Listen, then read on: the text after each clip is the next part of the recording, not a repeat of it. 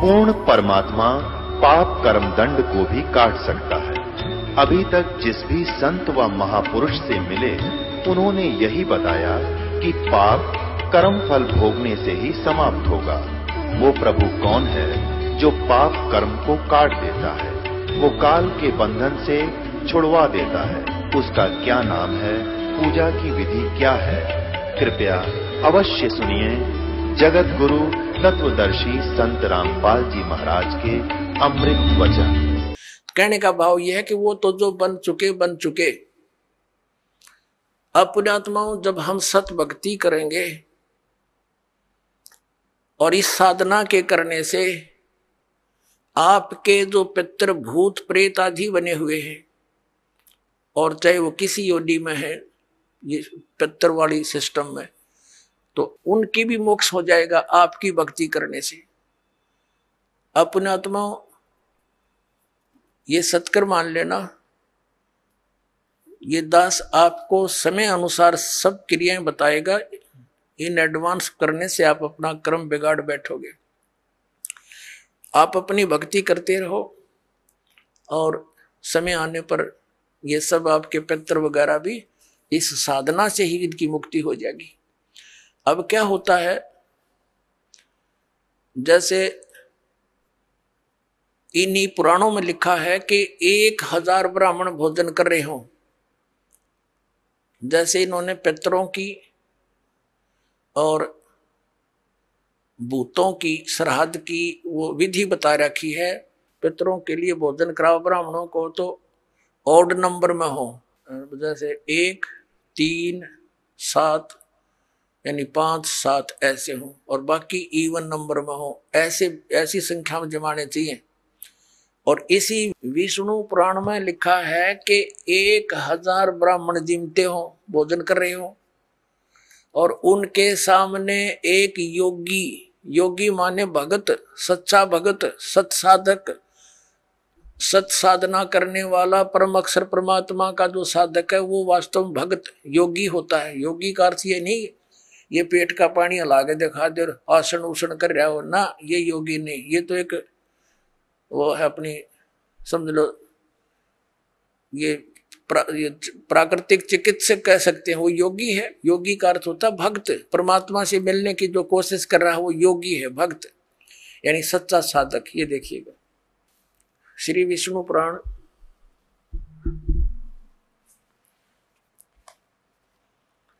Gita press Gorakhpur से प्रकाशित है।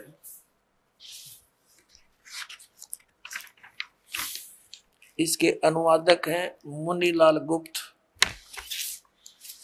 ये गीता प्रेस गोरखपुर से प्रकाशित है। ये है अध्याय 16 और तृतीय अंश और पृष्ठ नंबर 213 पर। यहां पर लिखा है, हे राजन, श्राद्ध करने वाले पुरुष से विश्व देवगण, पितृगण, मातामह और कुटुंबी जन सभी संतुष्ट रहते हैं। हे भूपाल, पितृगण का आधार चंद्रमा है और चंद्रमा का आधार योग है, भक्ति, और इसलिए श्राद्ध में योगी जन को नियुक्त करना अति उत्तम है, यानी सत साधक को। हे राजन, यदि श्राद्ध भोजी एक सहस यानी 1000 ब्राह्मणों के सम्मुख एक योगी भी हो तो वह यजमान के सहित उन सब का उद्धार कर देता है, यानी ब्राह्मणा का भी, हर योगी का भी और उनका यजमान का भी, सबका उद्धार कर देता है। पितरों की तो बातें छोड़े। अब पुण्यात्माओं, यहाँ पर आप सब योगी हैं और जो भक्त आपके यहाँ दान करता है वो आपको जमा रहा है, तो आपके पितरों का तो वही उद्धार हो जाएगा। ये सत्कर मान लियो। ये इतना गजब का मार्ग है जो हमारे प्राणों, जो सत्य है वो तो इन्होंने ग्रहण की नहीं, इन्होंने असत्य ग्रहण कर ली। पुण्यात्माओं, जैसे वेद, आपने रुचि ऋषि की कथा में देख लिया मार्कंडेय पुराण में कि वेद में इसको अविद्या कहा है, कर्म कांड को। और पितर भी मानते हैं क्योंकि वह भी ब्राह्मण थे, ऋषि थे। अरे वो नो कहे हमारी दुर्गति हो जाएगी, जय दूसरा आदमी निकालेगा। अब जैसे एक श्रद्धालु कहता है कि जैसे हमारे पिताजी दिखाई दे जा और वो कहें बेटा श्राद्ध निकाल दे, तो हम क्यों नहीं निकालेंगे, निकालना तो पड़ेगा। कोई बात है या? अपनात्मा उसका तरीका है। जैसे किसी का बालक और कुएं में गिर गया, उसका वो तो चिल्ला रहा है डूब गया डूब गया, उसका क्या इलाज है? गिल्ले डूब जा, डांक मार दे, छलांग लगा दे, वो भी मरे गिल्ले। उसकी विधि है उसको भी बचाने की। पहले रस्सी बांधा एक ऊपर मजबूत सी, उसको नीचे डालो, उसको पकड़ कर जार उसने भी काट के लिया। तो ये पितर दिखाई दे जा ऐसे कोई है तो उसका गेल नहीं डूबे, उस श्राद्ध न नहीं करे, वो तो कुएं में छलांग लगाने वाली बात होगी, गिल्ले मर गया।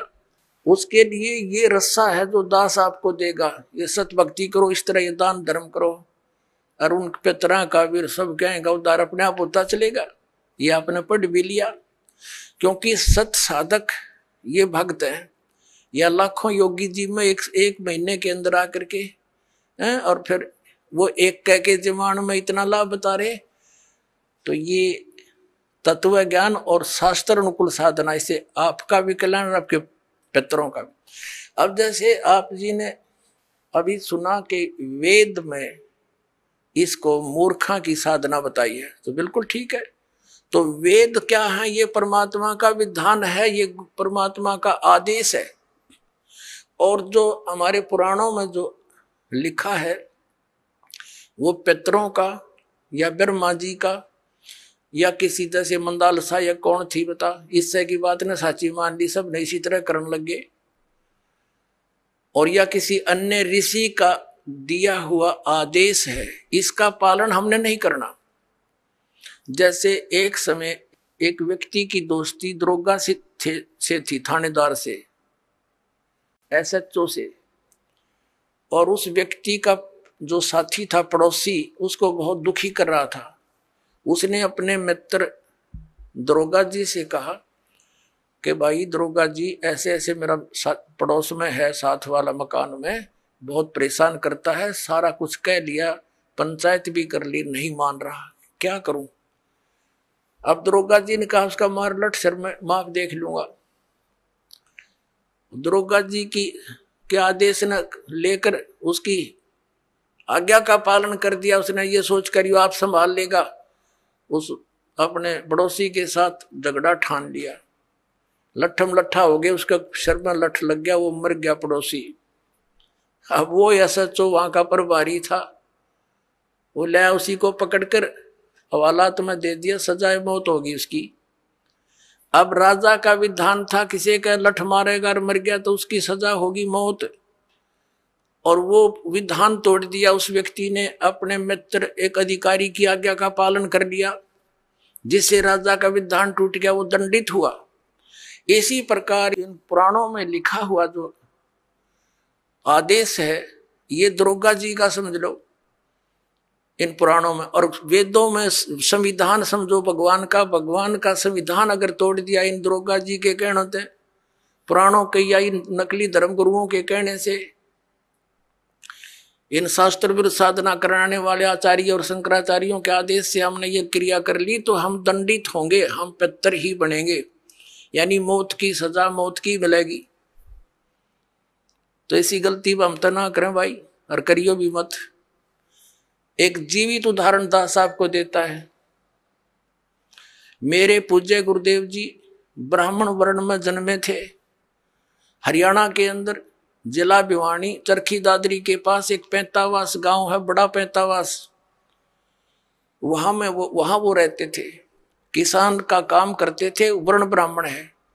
पुणात्मा ब्राह्मण कोई जाति विशेष नहीं। दास बहुत बार कहता है कि देखो ब्राह्मण बेदक जा कि ब्राह्मणों के विषय में कह रहे हैं, नहीं। और वो खेतों में, मेरे जो गुरुदेव थे ब्राह्मण वर्ण में जन्म था उनका, खेतों में गौवें चरा रहे थे अपने खेतों में। उसके पास पहले जंगल बहुत होते थे, वन बहुत होते थे। एक दिन उनकी भेंट हमारे दादा गुरुजी से होगी, यानी एक संत से। वो उससे प्रेरणा पाकर के घर से खिसकने की सोची और गुरुदेव का एड्रेस पूछ लिया। सब ज्ञान से परिचित होकर खेतों में शाम के समय गौएं चरा रहे थे और भी कुछ साथी पाली गवाले थे। तो उनको ये कहकर के मैं फ्रेश होकर आता हूं, मैं देर हो जाए तो तुम पशुओं ले चलना, मैं आप आ जाऊंगा। वो जंगल में चले गए गहरे। पालियों ने वो अपने गौएं गांव में ले आए। अब वो शाम ने काफी देर होगी जब नहीं आए। उनका बचपन का नाम, गांव का नाम हरिद्वारी था, पंडित हरिद्वारी। और फिर उन्होंने अपना नाम बदल लिया था, कोई पहचान ना ले, घर से निकल गए थे वो। तो उन्होंने क्या किया, अपने कपड़े जो पहन रखे थे वो उतार दिए, 2 जोड़ी कपड़े लेकर गए घर से, उस दिन एक अलग से ले गए थे, किसी को दिखाया नहीं। वो जो पहन रखे थे वो कपड़े पाड़ पूड़ के, और कोई किसी हिंसक पशु ने, कोई पशु खा रखा था, कोई मृग वगैरह, किसी शेर ने, वो उन्होंने दिन में देख लिया था।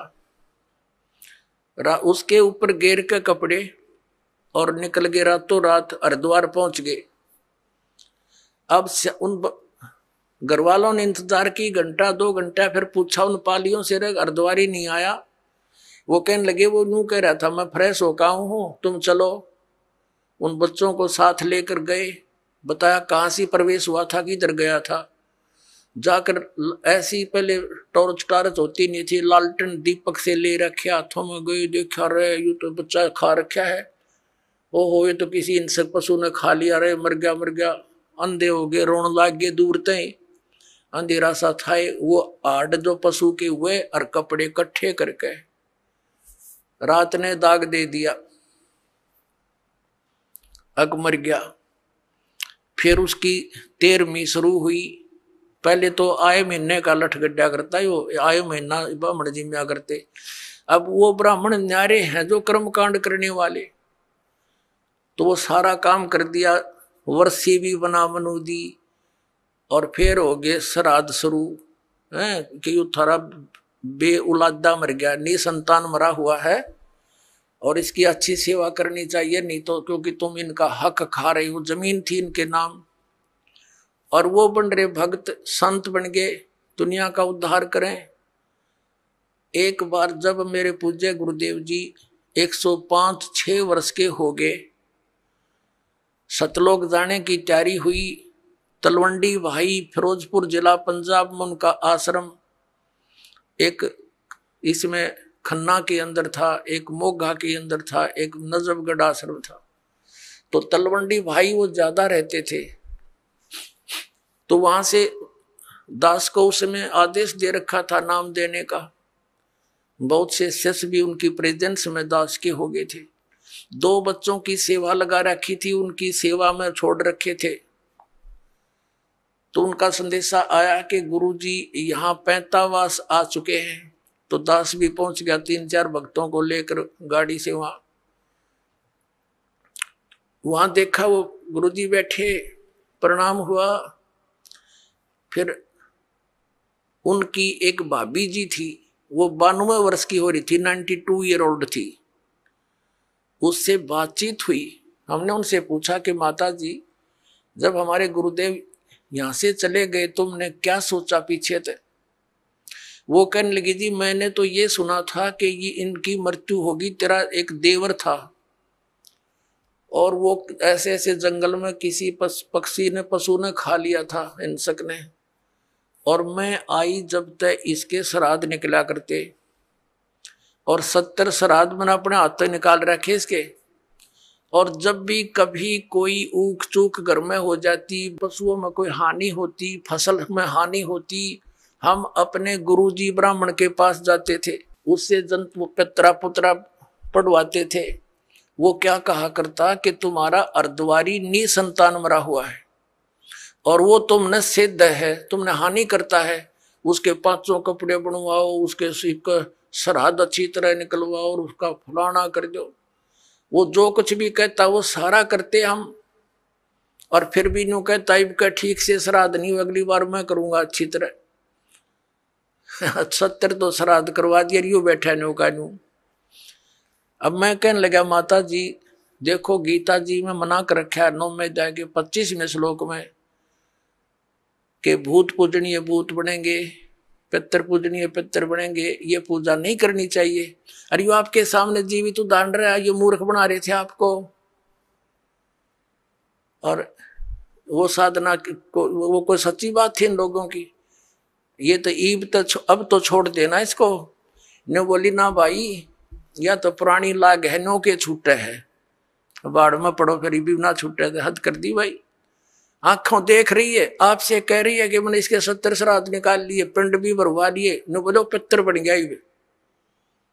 हमारे पितर नहीं, सबका तो उद्धार करने वाले महापुरुष बन गए, लाखों लोगों का उद्धार कर दिया। इस नृत्यों इनके श्राद्ध निकालो, इन मूर्खों को पालन लग रही। तो पुण्यात्माओं, परमात्मा कहा करते, पर भी लेन जात है दुनिया, हमारा ज्ञान किन्हें न सुनिया।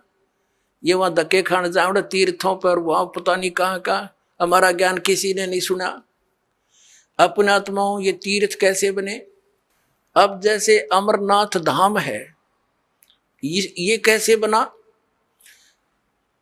पार्वती माता को भगवान शंकर जी ने उस स्थान पर एक सूखे वृक्ष के नीचे एकांत स्थान देखकर ये मंत्र दिया था। प्रथम मंत्र जो दास आपको देता है, इसको मोक्ष मंत्र बोलते हैं। ये जितना मोक्ष कर सकता है। तो पार्वती जी को जहां वो उपदेश ग्रहण प्राप्त हुआ, शंकर भगवान ने वो मंत्र उनको दिया, ये अमर मंत्र, तो उनके लिए, उस पार्वती माता के लिए वो अमर धाम है, आप और हमारे लिए नहीं। अब जैसे ये तीर्थ और ये अमर धाम कैसे? जैसे आप जिसको यहाँ बरवाला में ये मंत्र मिला, उसके लिए तो बरवाला है अमर धाम, और यहाँ बरवाला में ये दास हो नहीं, और यहाँ कोई भी नहीं हो, और यू खाली पड़ा हुआ आश्रम। अब जैसे किसी ने क्रोथा आश्रम में नाम लिया था, उसके लिए क्रोथा है आश्रम अमरधाम, अमरनाथ। अब वहां कोई भी को नहीं, ये दास यहाँ पर बैठा तो उस क्रोथा में माथा टेकने तो लाभ बना हुआ है। ये तो इस दास के वचन यहाँ सुनेंगे, सत्संग सुनेंगे, आशीर्वाद पाओगे तो यही लाभ होगा उसे। तो अमरधाम जो है वो एक आदरणीय स्मारक तो है कि यहाँ पर ऐसी घटना घटी थी, लेकिन आपके लिए वहां जाने से कोई लाभ नहीं होगा। आपको तो वैसा ही संत खोजना पड़ेगा जिसके पास वो अमर मंत्र हो, और वो अमर मंत्र आपको चाहे बरवाड़ा की गली में मिल जाए दास, और वहां उपदेश प्राप्त हो गया, तो वही आपके लिए अमरनाथ है। उस मंत्र से मोक्ष होगा, उस स्थान से नहीं। अपने आत्माओं, जैसे तीर्थ कैसे बने, इसमें बहुत से प्रमाण है कि एक ऋषि था, उसने वहां बैठकर साधना की और उसने मोक्ष प्राप्त किया। अपने आत्माओं, जैसे एक हमाम दस्ता होता है सामग्री कुटन का, दवाई दुई कुटन का, लोहे का मुसल सा हो 1.5 फुट का, और 2-1 फुट का, वो 1.5 फुट का, 1 फुट का ऊंचा, 9 इंच चौड़ा होता है। वो किसी का पड़ोसी ने मांग लिया और उसने उसमें कुछ सामग्री गुट्टी अवन की, और वो वापस दे गया मांझ धो के कति साफ करके। उनको लौटा गया जिसका था। उनको रात्रि के समय जब वो सोने लगे तो महक आ रही थी। उन्होंने देखा ये महक कहाँ से आ रही है, देखते देखते देखा ये तो इस हमाम दस्ते में से आ रही है। तो उन्हें देखा हो इसको तो पड़ोसी ले गया था मांग के, उसने कोई सामग्री कूटी है। अपने आत्मा उसने सारी सामग्री निकाल ली, कति साफ करके वापस लौटा दिया, और फिर भी महक आ रही है। वो सामग्री जो उसमें कुटी थी वो अलग वस्तु है, तो वो महक जो उसके अंदर आवे थी थोड़ी बहुत हमाम दस्ते में 1 दिन के बाद खत्म होगी।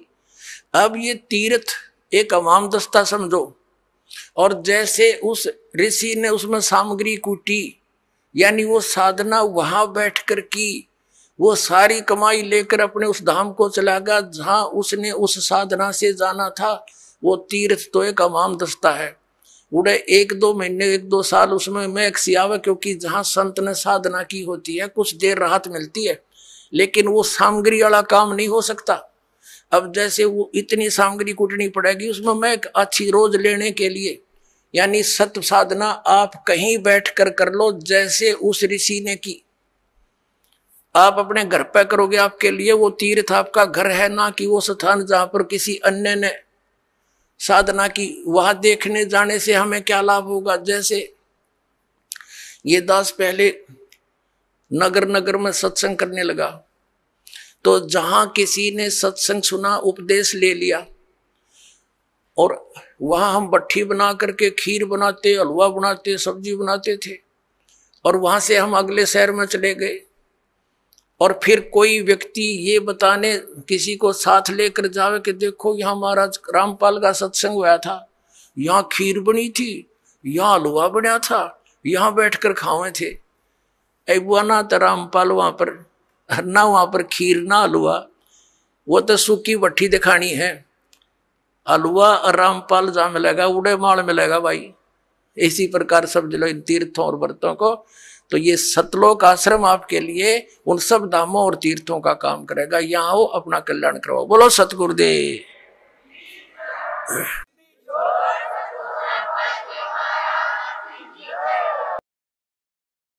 परम पिता परमात्मा पूर्ण ब्रह्म परम अक्षर ब्रह्म कबीर परमेश्वर जी हैं। ये अनंत ब्रह्मांडों के उत्पादक हैं, ये सब के सृजनहार हैं। परमात्मा की खोज में आत्मा उसी दिन से लग गई जिस दिन से ये इस काल के जाल में फंसी थी। क्योंकि जो सुख इस आत्मा को सतलोक के अंदर था, यहां इस काल के लोक के किसी कोने में नहीं है। उस सुख की खोज करते करते ये महास्वर्ग में भी पहुंच गई, जिसको यहाँ का सबसे सुप्रीम यानी सबसे श्रेष्ठ सुख में स्थल बताते हैं। वहां भी वो सुख नहीं है, वहां भी ऐसे ही आग लगी है जैसे इस पृथ्वी पर है। वहां पर भी वही प्राणी है जो यहाँ शुभ कर्म करके अच्छी भक्ति करके इस काल के सतर की, और वहां पहुंच गए। वहां उनको अच्छी पोस्ट मिल गई, देव शरीर प्राप्त हो गया, वहां का जो सुंदर शरीर है। और जो यहाँ राग द्वेष, ये काम क्रोध मोह लोभ अहंकार, ये सारे विद्यमान हैं, खचाखच भरे हम ऊपर के लोकों के में रहने वाले प्राणियों में। तो वहां भी ये ऐसे ही अपना टाइम पास करके फिर नरक में चले जाते हैं। नरक का समय पूरा करके फिर ये 84 लाख योनियों में भटकते रहते हैं। पुण्यात्माओं, परमात्मा पाने के जो साधन है वो भिन्न भिन्न नहीं है, एक ही मंत्र है, एक ही विधि है, यानी एक जैसे ही वो सब क्रियाएं हैं। और हम परमात्मा पाने के लिए कोशिश करते करते अपने जीव सतर की सोच से और अन्य लोक वेद के आधार से हम महापुरुषों से मिलते हैं। क्योंकि ये विशेषकर हिंदू धर्म के प्राणियों में, पुण्यात्माओं में एक विशेष आस्था है परमात्मा की, और उनको इतना ज्ञान है सदग्रंथों के आधार से कि गुरु के बिना मोक्ष नहीं होता। ये तो प्रत्येक हिंदू धर्म के पुण्यात्मा के, चाहे कोई भक्ति करता है या ना करता है, तो वो भी ये जरूर अवश्य कहता है कि वे गुरु बिन मोक्ष नहीं। तो ऐसी व्यवस्था अन्य किसी भी धर्म में नहीं रही। जैसे सिख धर्म के अंदर गुरु परंपरा थी, लेकिन बाद में वो केवल गुरु ग्रंथ साहिब को ही गुरु मानकर अपना अध्यात्म क्रियाएं करने लगे। लेकिन वक्त गुरु का होना अनिवार्य है। जैसे ये पवित्र ग्रंथ गुरु ग्रंथ साहिब, पवित्र श्रीमद् भगवद गीता, पवित्र वेद, पवित्र पुराण, ये तो एक आदरणीय सदग्रंथ है, महापुरुषों की जानकारी है, भगवान के विषय में लिखा है इसमें। ये तो ऐसा समझो कि हमारे औषधि की बुक हो, औषधि की पुस्तक है और उसके जानकार की आवश्यकता है जो वैद्य हो, और वैद्य वही सफल होता है जो औषधि की पुस्तक में लिखी हुई सब जड़ियों को इकट्ठा करके मिला कर समझ के जड़ी बनाता है। इसलिए वक्त गुरु की आवश्यकता है।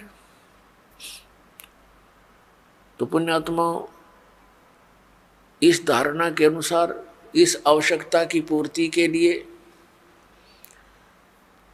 ये प्राणी गुरुओं के पास जाने लगे।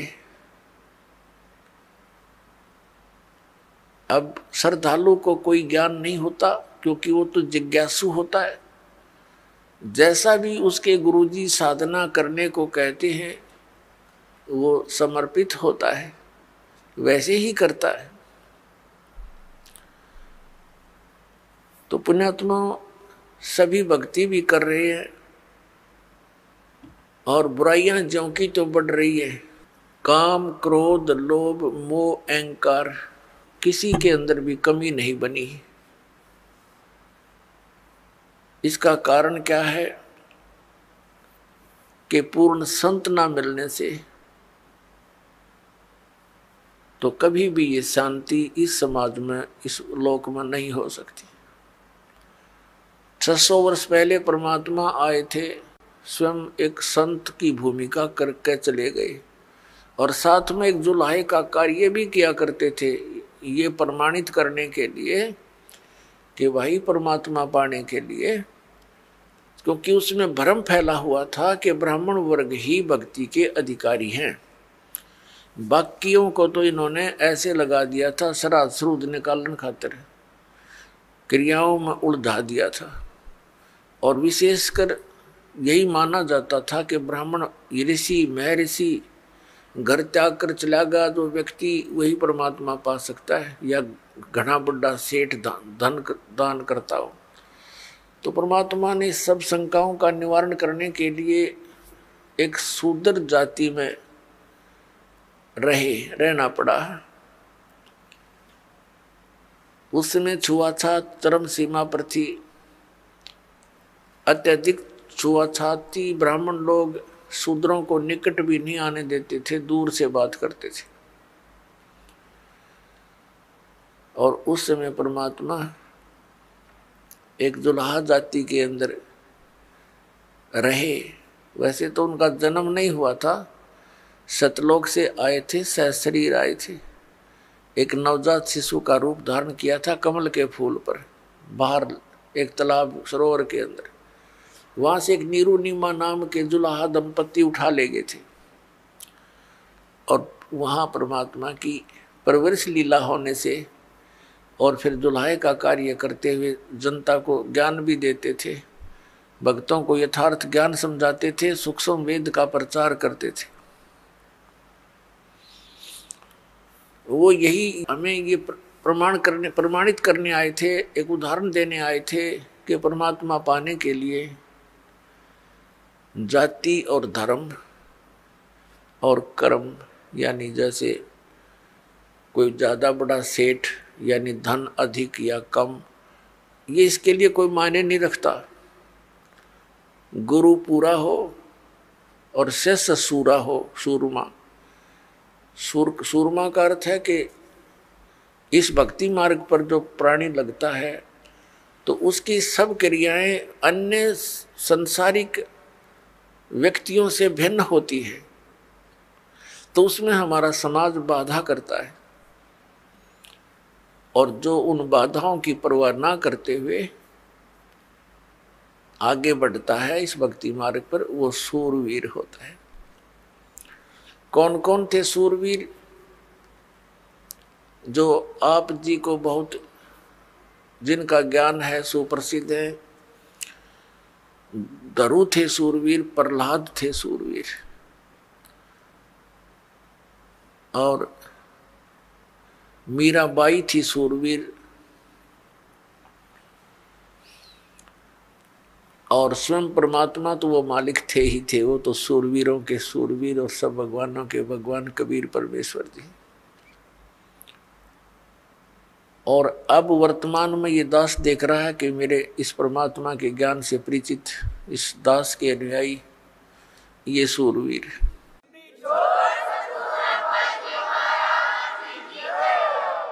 क्योंकि क्रोथा कांड के दौरान इस दास को इतना बदनाम कर दिया गया था, झूठा, और इतना परेशान किया गया परमात्मा के बच्चों को, लेकिन ये सूरवीर थे, ना किसी से लड़े और ना डरे। संत का यही एक नियम होता है, लड़े भी नहीं और डरे भी नहीं, तो परमात्मा साथ देता है।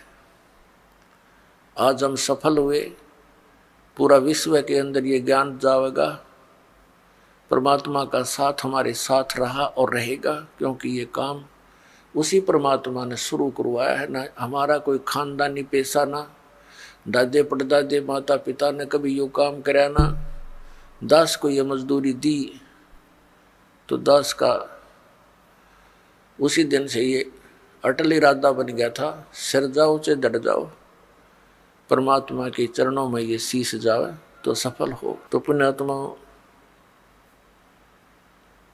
आप जी का सौभाग्य है कि काल के दूतों ने परमात्मा के इस अनमोल धन को पाताल में डाल रखा था।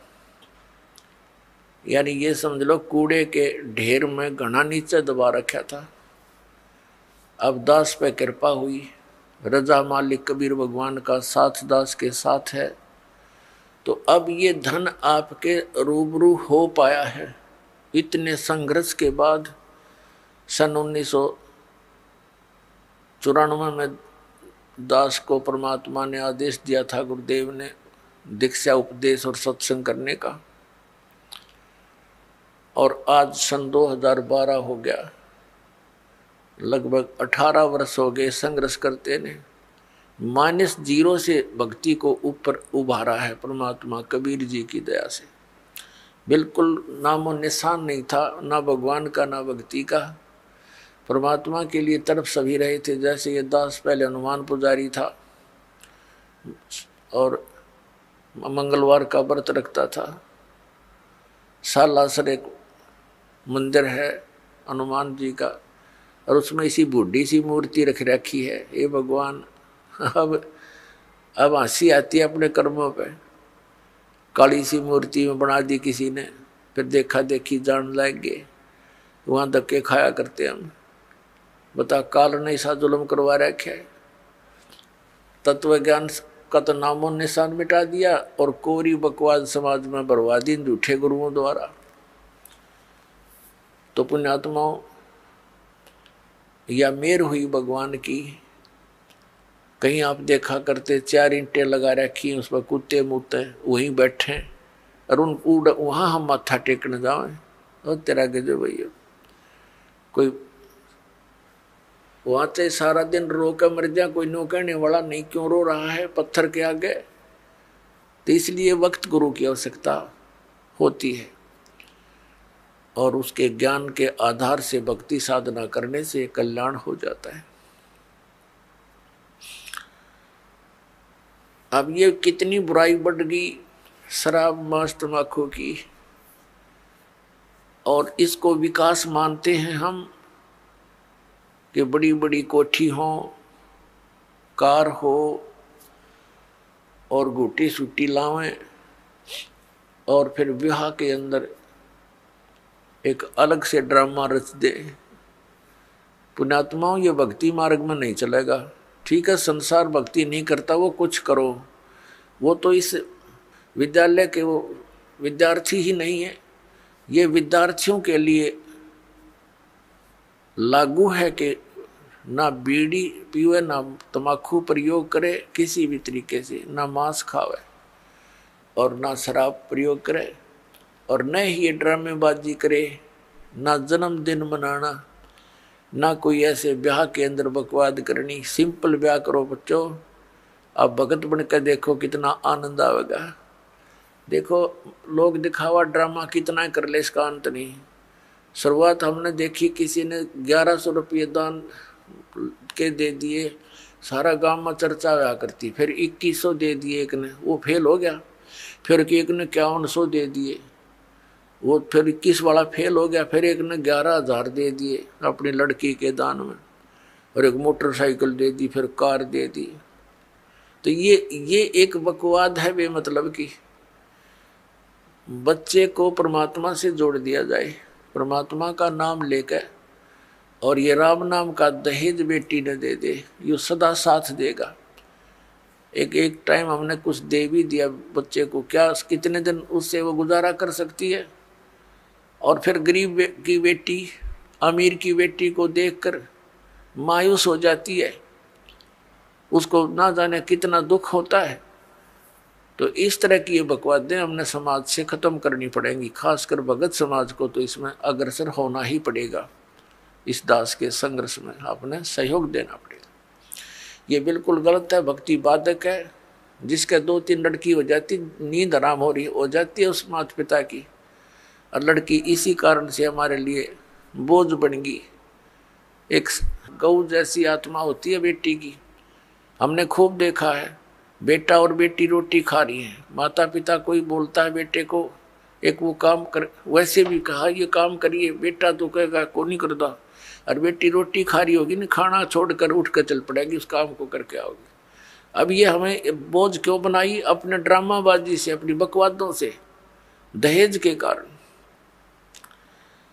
तो इस प्रकार हमने इस हर तरह की जो बुराई हमारे समाज में घर कर गई, इसको भी आपने बहुत गहराई से सोच कर, एक मर्यादा मार के उद्देश्य से नहीं कि मैंने कह दिया आपने शुरू कर दिया, नहीं। ये नियम ना समझना, ये आवश्यकता समझना, इस भक्ति मार्ग में बाधक समझना, इन नियमों को तोड़ देना। तो इस प्रकार से हम भक्ति हमारी अधिक होएगी। फिर अपने आत्मा हमने परमात्मा पाने के लिए जो भी कुछ आदेश होता है गुरु जी का, वो करना ही चाहिए, क्योंकि गुरुदेव को मालूम होता है, वो मास्टर होता है इस मार्ग का। और विद्यार्थी, और जैसे डॉक्टर के पास जाता मरीज, तो सही डॉक्टर होगा तो वो कांटे की बात करा करे और सही दवाई देगा। उसमें जो भी मर्यादा यानी परहेज बताए जा, तो उस रोगी को आजीवन करने पड़ते हैं, तभी वो सफल होता है, रोग नाश होता है। तो हमारे जन्म मृत्यु का दीर्घ रोग लगा हुआ है, इसका नाश इस दास के बताए मार्ग से होगा। दास वही मार्ग बता रहा है जो परमात्मा ने स्वयं आकर के बताया था। ये गॉड गिवन है, ये किसी की लोकवेद नहीं है, किसी आम व्यक्ति का बताया हुआ ज्ञान नहीं। और यही प्रमाण हमारे सदग्रंथों में है, जिन सदग्रंथों को हम सिरोधार्य मानते रहे। तो फिर भक्ति में देर नहीं लगेगी, आपको विश्वास होने में देरी हो रही है, और कि ये दास जो भक्ति बता रहा है वो सही है, श्रेष्ठ है, शास्त्र अनुकूल है। ये प्रमाण करने के लिए कि ये भक्ति सही है, और परमेश्वर परम पूज्य कबीर जी हैं जो जुल्हा रूप में, धानक रूप में बनारस में आए थे, ये प्रमाणित करने के लिए ये ढेर सारे आपको प्रमाण दिखाने पड़ते हैं। और कुछ दिनों के बाद फिर ये आवश्यकता नहीं पड़ेगी इन प्रमाणों की, क्योंकि आप एक दूसरे को बताओगे कि ऐसा है, फिर ये एकदम सबको स्वीकार्य हो जाएगा। अभी तक तो किसी ने देखे नहीं, खोल के वेद देखी ना, गीता पढ़ी थी, समझी नहीं गीता जी में क्या लिखा है, पुराणों में क्या लिखा है, हम पढ़ते थे लेकिन समझ नहीं सके। अब हम समझन जोगे हो गए, अरीब खूब देखेंगे, कति दृढ़ होकर कहेंगे कि सचमुच कबीर इज गॉड, कबीर परमात्मा है, और यही भक्ति सही है, यही मंत्र श्रेष्ठ है, और सब बकवाद है। तो फिर आपसे सुनकर अन्य व्यक्ति भी इस बात पर विचार करेंगे, और कोई प्रमाणित कराना चाहेगा तो सदग्रंथ हमारे पास है, आप खुद भी उनका विश्वास दृढ़ करोगे तो इस प्रकार ये पूरे विश्व में मालिक आदेश है, उनका निर्धारित समय है कि अब ये पूरे समय में, पूरे विश्व में एक ही भगवान रहेगा, एक ही ज्ञान रहेगा। और भक्ति विधि उस भगवान की एक है ही, वो अलग हो ही नहीं सकती। जैसे आम के पेड़ को, पौधे को बीजने के लिए आम का ही बीज प्रयोग करना पड़ेगा, दूसरा बीज आम का हो ही नहीं सकता। तो परमात्मा पाने के लिए जो मंत्र है, इनके अतिरिक्त कोई साधना है ही नहीं। बाकी तो बबूल के बीज अलग हैं, अन्य साधनाएं जो सिद्धियां प्राप्त करने की है वो अलग वस्तु है, उसकी हमें जरूरत नहीं। तो पुण्यात्मा, सबसे पहले हमने गुरु की आवश्यकता होती है। गुरु बिन माला फेरते, गुरु बिन देते दान, गुरु बिन दोनों निष्फल हैं, चाहे पूछो वेद पुराण। गुरु बड़े गोविंद से मन में देख विचार, हरि सुमरे वो रह गए, गुरु सुमरे होवे पार। गुरु बड़े गोविंद से मन में देख विचार। अब परमात्मा कहते हैं गुरु गोविंद दोनों खड़े, काके लागू पाए, बलिहारी गुरु अपना, जिन गोविंद दियो मिलोय।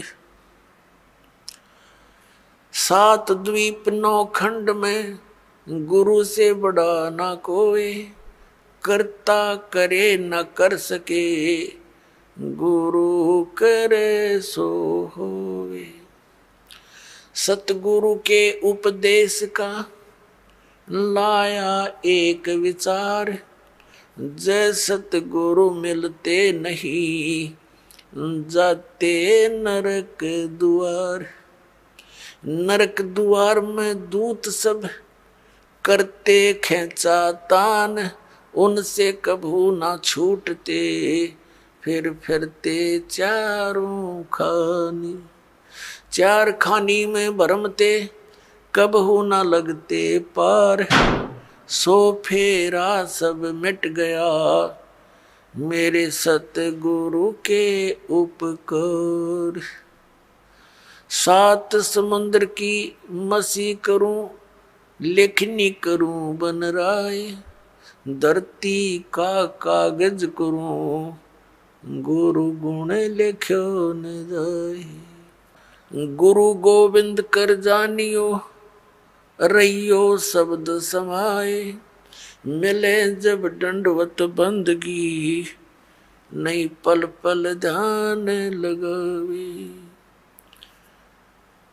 गुरु मानुष कर जानते, ते नर कहिए अंध, ओवे दुखी संसार में, आग काल के फंदे।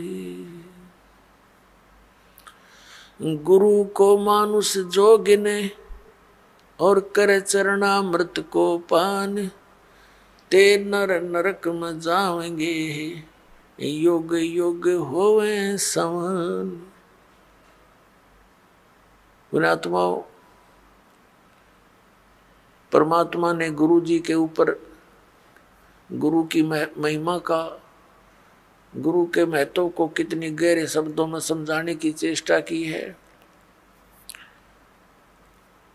पुण्यात्माओं, परमात्मा कहते हैं कबीर हरि जय रूठ जा, गुरु की शरण में जावे। कहें कबीर गुरु रूठ गए, तो हर ना करे सहाय। अब क्या बताते हैं कि सतगुरु के उपदेश का लाया एक विचार, जय सतगुरु मिलते नहीं, हम जाते नरक द्वार। पुण्यात्माओं, आपने महावीर जैन जी का इतिहास बहुत बार देखा है, दास ने दिखाया है। वो पुण्यात्मा भक्ति के लिए घर भी त्याग दिया, अपने दादाजी से उपदेश लिया, ऋषभ देव जी से, वो मारीची जी ने, और वही आत्मा आगे चल के महावीर जैन हुआ। महावीर जैन के रूप में जन्मने से पहले उस आत्मा ने 80 लाख बार तो देव पद प्राप्त किया, देवता बना, और बाकी 60 करोड़ बार गधे की योनि, 30 करोड़ बार कुत्ता, 20 करोड़ बार बिल्ली, 10 पता नहीं कितनी बार हाथी, नपुंसक, शिकारी रहा। तो जब तक सतगुरु नहीं मिलते ये प्राणी साधना करता करता भी दुखी रहता है। तो इसलिए परमात्मा बताते हैं सतगुरु के उपदेश का। पृथ्वी पर सतगुरु एक ही होता है एक समय में, अनेक नहीं होते।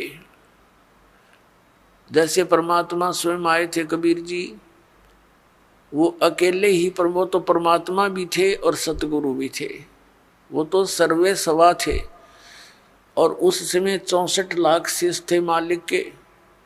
पुणात्मा विचार करने की बातें हैं, क्योंकि हम लाल की महिमा से परिचित नहीं थे। लाल की को सुनते अवश्य थे कि वो बहुमूल्य होता है, लेकिन पहचान नहीं थी। हम भगवान को सर्व सुखदाई, सब संकटों से निवारण करने वाला मानते हैं, इसलिए ही उसकी खोज में हम जगह जगह भटक रहे थे। लेकिन हमने उस लाल की हमें पहचान नहीं हुई।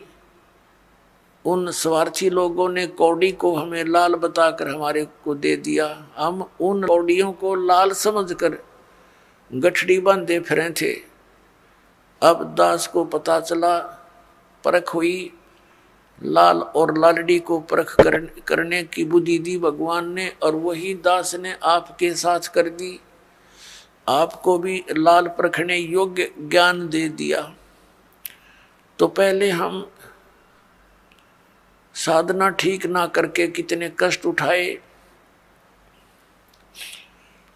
उस परमात्मा ने आकर ही हमें ये ज्ञान दिया, अपनी पहचान आप ही बताई। तो क्या बताते हैं कि भक्ति करते करते भी उस महापुरुष की कितनी दुर्गति हुई, क्योंकि उनको सतगुरु नहीं मिला।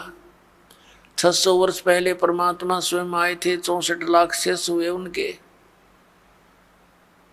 और अकेले सतगुरु थे, अकेले नाम देते थे। और पुण्यात्मा उस समय ना कोई मीडिया था, ना कोई पुस्तक का लेखन करके कहीं भेजा जा सकता था। आदरणीय धर्मदास साहिब जी ने कबीर साहब की वाणी लिपिबद्ध करके रख ली थी, लेकिन उसको बार बार इतनी को हाथ से लिखने में तो 10 साल फिर लग जाए उसको। तो ऐसे जैसे आजकल परमात्मा ने दया बख्शी है, अक्षर ज्ञान दिया, पेपर दे दिया, इस पर पुस्तक परमात्मा की महिमा लिखकर हमने आपको भेज दी, पुस्तकें बना बना कर। फिर ये इलेक्ट्रॉनिक सिस्टम परमात्मा ने दिया, सीडी का ये बना के दे दी, चिप चल पड़ी परमात्मा की दी हुई है। ये गॉड गिवन इंस्ट्रूमेंट है, ये मनुष्य के सत्र के बनाए हुए नहीं है, ये भूल जाना आप। ये मनुष्य 4 युगों में यही था, एक रेडू के अंदर और 6 खच्चर जोड़ कर रथ बना के घसीटे आंडा करते। अरीवीसी कार बना ली, हवाई जहाज बना दी, और ये इंटरनेट बनवा दिए। ये परमात्मा के दिए हुए हैं, और इस काल ने इनका दुरुपयोग शुरू करवा दिया। इसमें फिल्म देखे, नाचे कूदे, समाज दूना बिगड़ गया, लेकिन अब सुधरेगा। आइए अब हम उन श्रद्धालुओं के अनुभव जानते हैं जो जगत गुरु तत्वदर्शी संत रामपाल जी महाराज जी से दीक्षा प्राप्त कर चुके हैं तथा उनके द्वारा बताए गए भक्ति मार्ग पर चल रहे हैं। नमस्कार जी। नमस्कार जी। क्या नाम है जी आपका? मेरा नाम नीतू मेहता है। कहाँ से आए हैं जी आप? जी मैं ग्राम घंगरी, जिला हजारीबाग, झारखंड से आई हूँ। अच्छा, ये बताइए कि संत रामपाल जी महाराज जी से नाम दीक्षा कब लिया आपने? मैंने संत रामपाल जी महाराज से नाम दीक्षा 7 फरवरी 2016 में ली। संत रामपाल जी महाराज जी से क्यों जुड़े आप? जी मैं संत रामपाल जी महाराज से मैं उनके बहुत सारे अनुभव टीवी पे जो आते थे, उनके सत्संग, उनमें बहुत सारे अनुभव आते थे, तो मैं उसे देखती थी, तो उनके तरफ अट्रैक्ट होती थी कि उनसे लाभ मिलते हैं। तो मैंने बस लाभ के लिए उनसे नाम दीक्षा लिया था स्टार्टिंग में। लाभ मिले आपको? हाँ जी, लाभ मिले मुझे। क्या लाभ मिले? जी, सबसे फर्स्ट मैंने जब से मैं पढ़ाई स्टार्ट की और अपने होश संभाला, मतलब जब से सही से पढ़ाई स्टार्ट की मैंने स्टैंडर्ड 5 से, तब से मैंने कभी भी अपने क्लास में अच्छे मार्क्स नहीं लाए। और जिसके कारण मैं चाहती थी कि 12th में मेरे अच्छे मार्क्स आए, मैं अच्छे परसेंटेज से पास हो जाऊं। तो मैंने इसीलिए संत रामपाल जी महाराज से नाम दीक्षा ली थी कि मेरे अच्छे परसेंटेज आ जाएं। और जब मैंने गुरुजी से नाम दीक्षा ली संत रामपाल जी महाराज से, तो मेरे अच्छे परसेंटेज आए 12th में। मैंने कभी आज तक फर्स्ट नहीं की थी, लेकिन मेरे 12th में फर्स्ट रैंक आए, वो भी 71.2% से। और जी, हमारे घर में जैसे संत रामपाल जी महाराज के सारे ही उपदेशी हैं, तो हमारे घर में जो मेरे पापा का बिजनेस है, तो बिज़नेस में भी बहुत सारे लाभ हुए हैं। जैसे हमारे घर में बहुत सारी प्रॉब्लम होती रहती थी, मम्मी का ऑलवेज ही तबीयत ख़राब रहता था, जिसके कारण पैसे तो आधा डॉक्टर के पास ही चले जाते थे। तो घर में मतलब कंडीशन ठीक नहीं थी फाइनेंशियल रूप से। तो जैसे कि घर में स्कूटी लेने का सोच रहे थे, तो पापा जी ने बोला कि अभी तो पैसे नहीं हैं, लेकिन अगर गुरुजी दया करे तो वो भी हो जाएगा। मतलब रोज़ की सेलिंग जैसे हो जाती थी 5-6 हज़ार इस टाइप से। लेकिन जिस दिन हमें स्कूटी लेनी थी, जिस रात को हम लोगों ने सोच रखा था कि स्कूटी लेनी है, अगले ही दिन हमारे दुकान में 60,000 आई हुई थी और उससे हम लोगों ने जाके स्कूटी खरीदा। और सर जी, एक बार ऐसा हुआ कि हमारे दुकान पे कोई कस्टमर आई हुई थी, उन्होंने सामान खरीदा और जब वो पैसे देने लगा तो वो 1000 की सामान खरीद चुका था और उनके पास मतलब नोट वाले पैसे नहीं थे, उनके पास ओनली सिक्के थे। तो उन्होंने एक प्लास्टिक में बंद करके बोला कि भैया जी, मेरे पास पैसे नहीं है, इसे रख लो, ये 1000 के सिक्के हैं। तो दुकान में व्यवस्था होने के कारण उस टाइम उस सिक्के को गिन नहीं पाए, सोचे चलो बाद में गिन लेंगे इसे। जब बाद में फुर्सत के टाइम में उसे गिनने लगे तो वो पूरे के पूरे 10,000 रुपये थे, जबकि उन्होंने 1000 का ही सामान खरीदा था। और जी, अभी मेरी रमैनी मीन्स की शादी हुई है, और वो भी गुरुजी की दया से बिल्कुल दहेज मुक्त हुई है। जबकि आज के टाइम में कोई इसे सोच भी नहीं सकता है कि बिना दहेज का कोई मतलब किसी लड़की का शादी भी हो सकता है, क्योंकि आज का समाज जो इतना टीवियों के माध्यम से जो देख चुका है, इतने ताम झाम से बैंड बाजा बारात, मतलब किसी की कल्पना भी नहीं हो सकती है कि इतने सस्ते में शादी भी हो सकती है। लेकिन संत रामपाल जी महाराज के जो भी शिष्य होते हैं वो बिना दहेज का शादी करते हैं, क्योंकि जो हमारे संत रामपाल जी महाराज है वो बताते हैं कि दहेज लेना और देना दोनों ही पाप है। तो उनके जो भी शिष्य हैं वो दहेज मुक्त शादी करते हैं। और सरकार ने बहुत सारे स्कीम भी चला रखी है कि बिना दहेज का शादी होना चाहिए, और इन पे कानून भी बना हुआ है, लेकिन इनका कोई भी पालन नहीं हो पाता। आज सरेआम देखो, सब कोई दहेज लेता है, देता है, पूरे मतलब आडंबर करते हैं, फिर भी कोई फ़ायदा नहीं है इस कानूनों का। बहन जी देखिए, आपको भी पता है कि जब हम बगैर दहेज की शादियां कर तो देते हैं, लेकिन बाद में उस बहन बेटी के साथ में काफ़ी बुरा बर्ताव होता है, उतनी इज्जत उसको नहीं मिल पाती है। तो आपके साथ ऐसा कोई अनुभव नहीं हुआ कि आपके पिताजी ने संत रामपाल जी महाराज जी से प्रेरित होकर आपकी शादी कर तो दी, लेकिन बाद में कभी आपको ऐसा कुछ सहन करना तो नहीं पड़ा जिससे आपको लगा कि शायद कुछ तो दहेज लेके आना चाहिए था?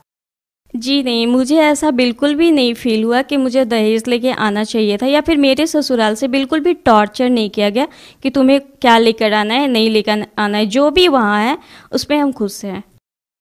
क्या वो भी जो आपके ससुराल वाले हैं वो भी संत रामपाल जी महाराज जी के अनुयायी है?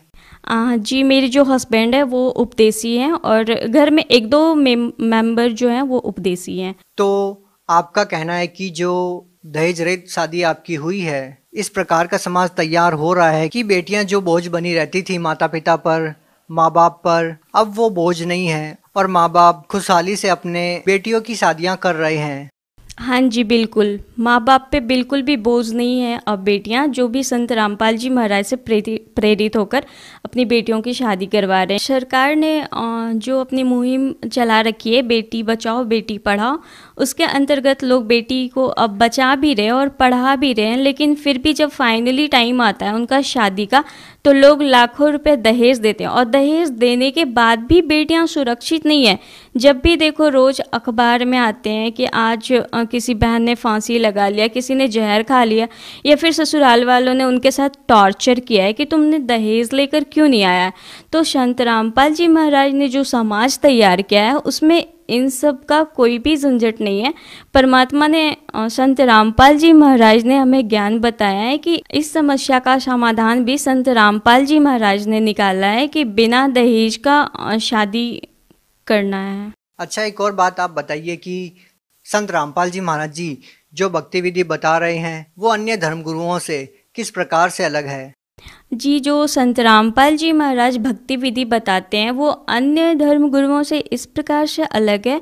जो वो धर्मगुरु बताते हैं वो बस अपना एक भागवत का कथा लेकर बैठ जाते हैं, या फिर जो भी रामायण की कथा है, जो पुरानी कथाओं के बेसिस पे ही वो सारा चीज़ बताएं। लेकिन जो संत रामपाल जी महाराज बताते हैं वो अपने सदग्रंथों के जो चारों धर्मों के जो होली बुक्स हैं उनको खोल करके और एक एक वर्ड और श्लोक के साथ बताते हैं कि जो भी है आप इसमें देख लो, मैं एक भी वर्ड अपने से नहीं बता रहा हूँ। और आज की जो समाज है वो पूरी शिक्षित है, तो वो खुद से भी देख करके समझ लेती है कि जो संत रामपाल जी महाराज बता रहे हैं वो तो बिल्कुल 100% सत्य है। तो इस प्रकार से संत रामपाल जी ने हमें आध्यात्मिक ज्ञान से अवगत करवाया है। और जो लोग ये कह रहे हैं कि संत रामपाल जी महाराज जी शास्त्रों को तोड़ मरोड़ के पेश कर रहे हैं, उन लोगों को आप क्या कहना चाहेंगे? जी बिल्कुल नहीं, आप पढ़े लिखे हो, आप खुद से भी समझ सकते हो। और रही बात अगर हमारे सदग्रंथ संस्कृत में है तो अब उनकी हिंदी अनुवाद भी आ चुकी है, तो आप हिंदी अनुवाद भी पढ़ के समझ सकते हो कि किस चीज़ का क्या अर्थ होता है। भगत समाज को आप क्या संदेश देना चाहेंगे? जी, मैं भगत समाज को समाज से प्रार्थना करना चाहती हूँ कि संत रामपाल जी महाराज एक ऐसे गुरु हैं, एकमात्र ऐसे गुरु हैं जो हमें जन्म और मरण के कष्ट से छुड़वाने के लिए आए। मनुष्य जीवन सभी जो भी ग्रंथ है वो बताते हैं उन लोगों का बस एक ही सार है कि जन्म और मरण से मुक्ति पाना। तो संत रामपाल जी महाराज जो भी हमारे भक्ति बता रहे हैं और हमारे संत ग्रंथों में जो भी बताया गया है कि जन्म और मरण बस तत्वदर्शी संत ही काट सकते हैं, तो हमारे गीता जी के अनुसार तत्वदर्शी संत रामपाल जी महाराज हैं, जो हमारे वेदों शास्त्रों गीता जी का प्रमाण सहित भक्ति बता करके हमें जन्म और मरण से छुटकारा प्राप्त करने के लिए वो सतमंत्र, वो भक्ति बताते हैं, जिससे हम इस जन्म और मरण का कष्ट से हमेशा के लिए मुक्ति पा सकते हैं। तो जो लोग संत रामपाल जी महाराज जी से जुड़ना चाहें वो उनसे नाम दीक्षा कैसे प्राप्त कर सकते हैं? सर, उनसे नाम दीक्षा प्राप्त करना बहुत ही अब आसान हो गया है। उनका जैसे अभी बहुत सारे सोशल मीडिया प्लेटफॉर्म पे उनकी सत्संग आती है, फेसबुक, इंस्टाग्राम और यूट्यूब वगैरह पे। आप अगर वहाँ पे यूट्यूब पे भी जाकर अगर संत रामपाल जी महाराज सत्संग लिख दो तो वहाँ पे उनकी हजारों वीडियोस आ जाएंगी सत्संग के, आप वहाँ से भी देख सकते हो। विभिन्न टीवी चैनलों पे भी उनका सत्संग आता है, आप वहाँ से भी सत्संग देख करके, वहाँ पे नीचे में एक पीली पट्टी चलती है जिनमें नंबर आते हैं, वहाँ से आप बुक ऑर्डर करवा के उस बुक को भी पढ़ सकते हो।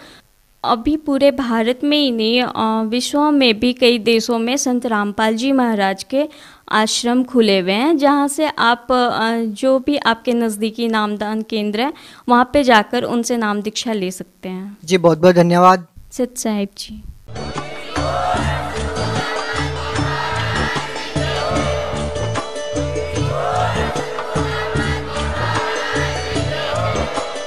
आप सुन रहे थे जगत गुरु तत्वदर्शी संत रामपाल जी महाराज जी के मंगल प्रवचन। अधिक जानकारी के लिए विजिट कीजिए हमारी वेबसाइट www.jagatgururampalji.org। संत रामपाल जी महाराज जी के शुभ आशीर्वाद से पूरे विश्व भर में 500 से भी ज्यादा नाम दीक्षा केंद्र हैं, जिन पर संत रामपाल जी महाराज जी द्वारा ऑनलाइन निशुल्क नाम दीक्षा दी जा रही है। अपने नजदीकी नाम दीक्षा